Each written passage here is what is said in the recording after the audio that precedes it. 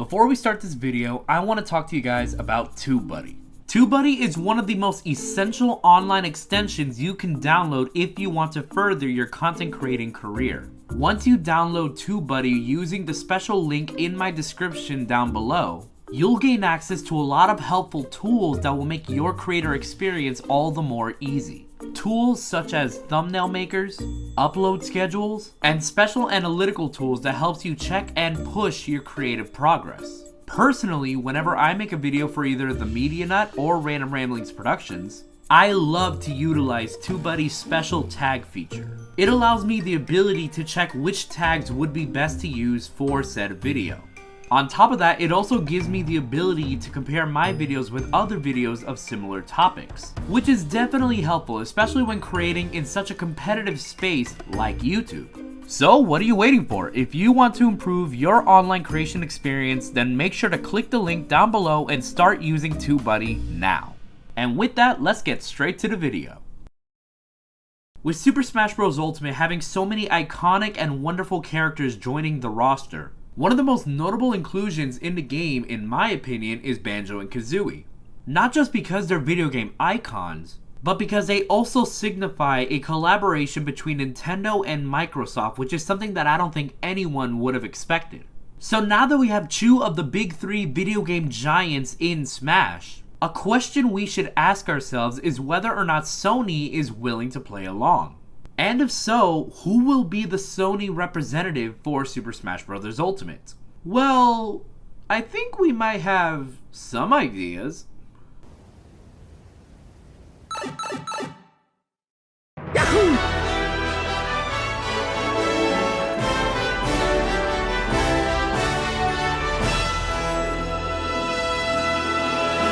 Yo, what is up guys? It is the Media Nut and welcome back to another video. With Super Smash Bros. Ultimate entering its second and most likely final Fighters Pass, a lot of fans are clamoring and coming up with theories in order to figure out what characters will most likely join the roster. Will it be a Nintendo representative? Or maybe another surprise third-party character? Or maybe we'll see deconfirmed characters who will suddenly be upgraded and now confirmed for the fight. For me personally though, that last idea is not exactly something I'm for, and if you want to figure out why, just make sure to check my ARMS video. Now if you were to ask me what type of fighters I would prefer to join the roster, I'd probably be lying if I were to say that I wasn't a little bit biased to third-party characters. I love Nintendo and all of their IPs, but seeing how this is Super Smash Bros. Ultimate, I personally want to see as many video game icons, whether Nintendo or not, be given the chance to join the roster. And so far, we have a pretty impressive lineup.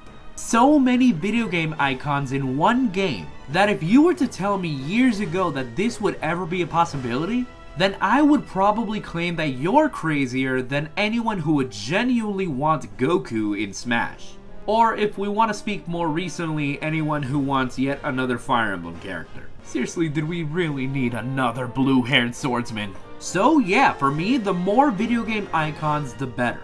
And when looking at this roster, we have icons from all across the video game realm. Nintendo, Sega, Capcom, Bandai Namco, Square Enix, Konami, and most surprisingly, Microsoft. Though I admit I haven't played their franchise too often, I, like many other Smash Bros. Fans, was extremely hyped the moment that Banjo and Kazooie were announced for the game. And I was even more surprised when Cuphead was revealed for a character costume. That means two notable franchises from Microsoft's library are now being represented in Smash. And seeing how so many companies want their games to be represented in Super Smash Bros., I feel like it's only a matter of time before Sony joins the fray. Like I already said in the beginning of the video, we already have two of the big three video game giants in Smash. So I feel like it would be a wasted opportunity if Sony doesn't jump at the chance. And with so many Smash fans discussing who they want as a Sony representative, the character who seems to be brought up in conversations the most is Crash Bandicoot. But as much as I love the idea of Crash for Smash, I am left wondering and presented with the same old Media Nut based question. Should Crash Bandicoot join Super Smash Bros. Ultimate? So with that in mind, make sure to like, comment, and subscribe, and let's start this discussion. So as I mentioned earlier, if any character were to join Smash and isn't already a Nintendo representative, I genuinely think that they should be a video game icon. And Crash Bandicoot is definitely a video game icon. Back in the days of yore, when the world was caught within the console wars, Crash Bandicoot was one of the few characters who was able to stand up to the likes of Mario and Sonic the Hedgehog. Back then, the blue dude with attitude and the Italian plumber that could were the two characters to beat. And though many characters have tried and failed, one insane marsupial was able to rise up. Hey, plumber boy, mustache man, your worst nightmare has arrived. Not only did Crash become a video game icon, he also became a marketing icon. His commercials becoming as true to the character as his own games. Victory dance! Victory dance! Victory dance! You're not plumber boy, the Bandicoot will come. Victory dance! Victory dance! Victory dance! Fur is tight. I'm coming to get you, pal. Keep it going!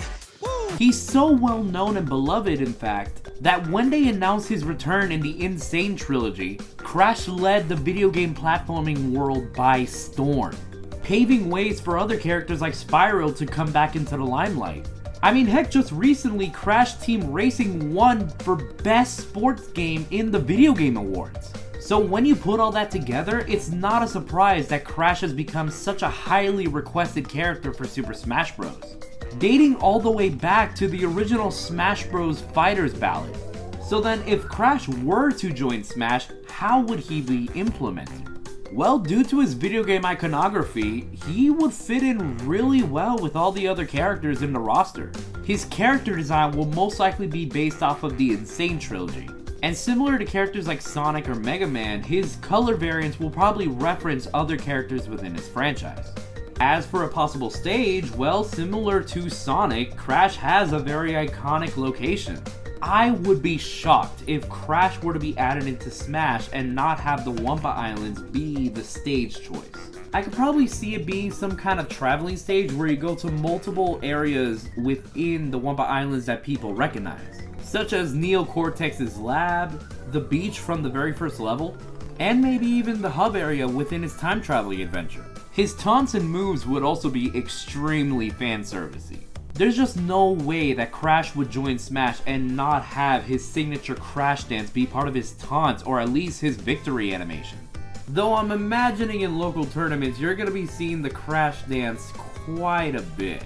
Now when it comes to a possible moveset, I've taken the liberty to do research and look at videos from people like Brawlfan1 and Lockstin and Noggin, and I basically combined a lot of their ideas into one. So I definitely recommend you check out their channels if you want to go more in depth. Plus their videos are pretty fun, so I'll leave their links in the description down below. Now Crash has had quite the assortment of games, and similar to characters like Mario, Mega Man, and Sonic, there's a lot of history with Crash's franchise that you can make a genuine moveset from. Not just from the original Crash games, but other games within his series. And whether well received or not, Smash is a celebration of all of video game history. And seeing how Crash has had quite a few beat 'em up games, I can definitely see him getting some abilities from said games. His standard combos and tilts and smash attacks, they could all derive from games like Crash of the Titans and Crash Twinsanity. His famous belly flop attack can definitely work as his downward aerial, whereas his special moves would probably be more connected to his roots. Now, the first and most obvious moves that any Crash fan would probably decide would be his signature spin attack. You can make that move into his neutral special and give it different properties. Like if you were to tap the button, it would be a simple spin attack, similar to that of Incineroar's Darkest Lariat attack. But if you were to mash the button, I could see it having similar effects to Meta Knight's neutral B, or even Dr. Mario and Luigi's down Bs, where Crash's spin attack becomes a stronger, maybe multi-hitting attack, but perhaps to balance it, maybe give it a bit of ending lag. Or maybe if he were to use it too much, it could probably make him dizzy, thus making it a notable and powerful attack, but still giving it some repercussions. Along with that, if you were to use this move in the air, I could see it giving Crash a bit of a hover effect just like in his games. Again, similar to Meta Knight's, except it wouldn't end with him going into freefall. For his side B, I could probably see him using the Wampa Fruit Bazooka, where he can simply shoot Wampa Fruits at enemies. Now for his recovery move and down B, honestly, I could see him using crates. I will admit though, at first I was a little weird about the idea of using the crates in his moveset, but after watching Brawlfan and Login's videos, it makes a lot of sense. Just like Wampa Fruits, they've become such an iconic part of Crash's franchise that I would be shocked if they weren't included in his moveset. So similar to other third-party icon characters, Crash's recovery will most likely be based off of him bouncing off an object. Sonic had his spring, Mega Man had Rush, Pac-Man had his trampolines, and Banjo and Kazooie had their jump pads. So it definitely makes a lot of sense for Crash to just bounce off of his crates. It makes even more sense when you remember that in the Crash games, bounce crates do exist. Like Sonic and Banjo's, I could definitely see it having a hitbox if used in the air. But just like Mega Man, if used on the ground, I feel like if you were to attack it, it will affect it. Either by lessening the amount of times you could bounce on it, or just straight up destroying it. So when you think about it, Crash is a surprisingly aerodynamic character.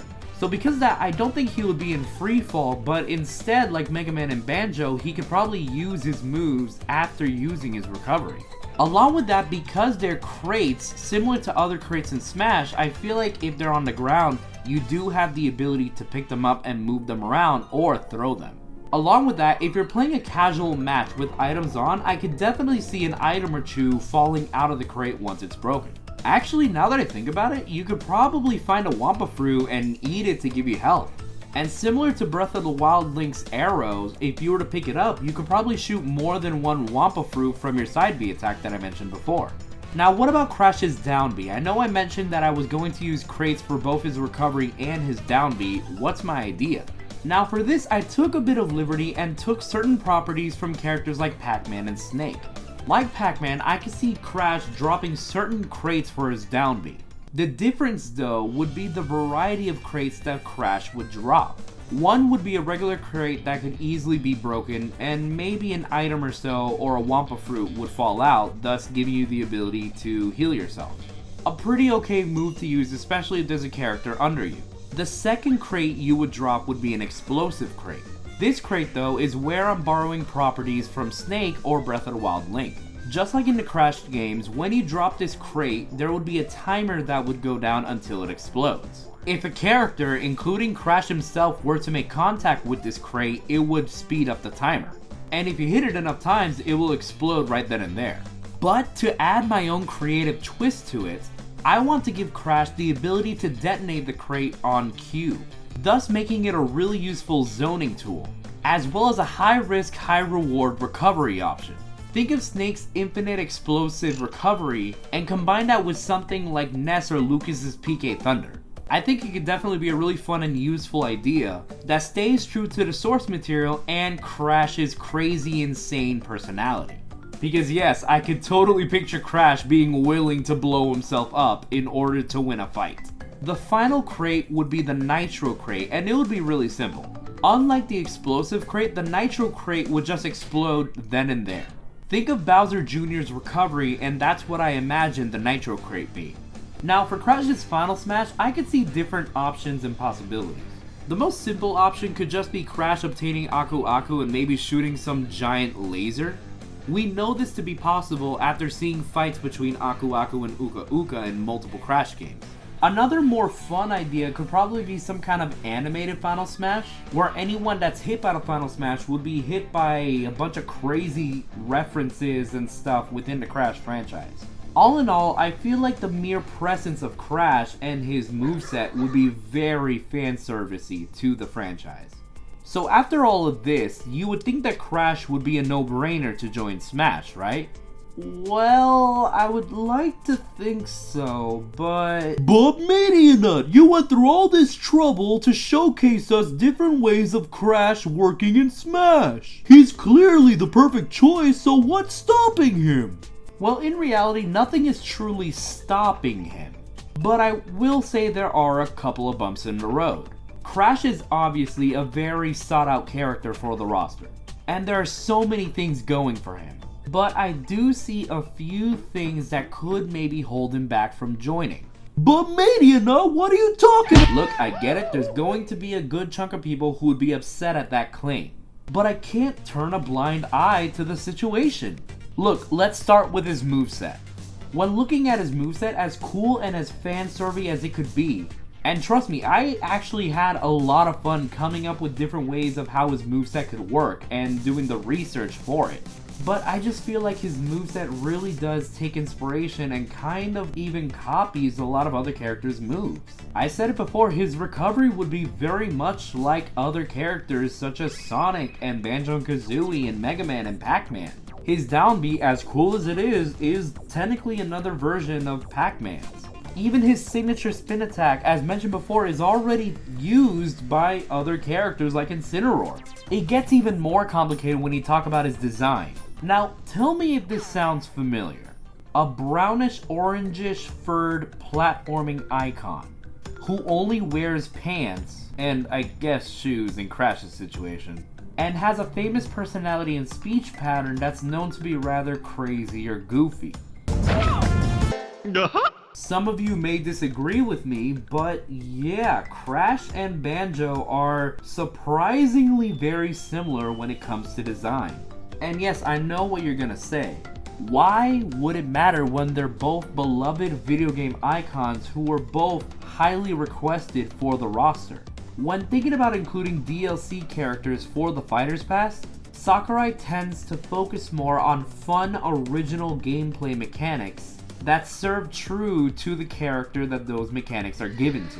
Banjo has his Wonder Wings, Joker has Arsene, Goku has his buttload of spells, Terry has his Go mechanics and fighting game inputs, and even Byleth has their 3 sacred weapons. Sakurai wants his DLC characters to be as different and creative as possible. And when looking at Crash, he definitely has the iconography. But I don't entirely think he has that original gameplay mechanic that Sakurai is looking for. So because of that, do I think Crash stands no chance in joining Smash? Well, no, I still think he has a pretty good chance. He's still a video game icon in the same vein as Sonic, Mario, Pac-Man, Mega Man, Banjo and Kazooie. And though yes, you can argue that his moveset is technically copying from others, I do like to believe that we took a pretty fun approach on making these moves as creative as they can be. In the end, we just have to wait and see what Sakurai decides. And hopefully, with luck, we'll be smashing our way to the Wampa Islands with our favorite crazy, insane marsupial. With all that in mind, I want to hear what you guys think. Do you guys think Crash should join Super Smash Bros. Ultimate? Do you want to see Crash join the fight? Whatever you believe, I want to hear your opinions down in the comments below. Once again, special thanks to TubeBuddy for supporting this video. If you want to start making online content, or if you want to further your creation experience, then make sure to click that special link down below and download TubeBuddy today. I hope you guys enjoyed this video, and please make sure to like, comment, and subscribe. I know things in the world are getting pretty crazy right now, so I want to work my hardest to continue making content for you guys. So if you guys want to see more content, I would really appreciate your support. Let's get this video up to at least 20 likes. If we do that, I don't know, maybe I'll talk about another PlayStation mascot character who's close to Crash. But hey, we'll see. Again, like, comment, and subscribe, and we'll find out. Hope you guys have a great day, and don't forget to keep doing you, keep sharing laughs, and keep on rambling. See ya!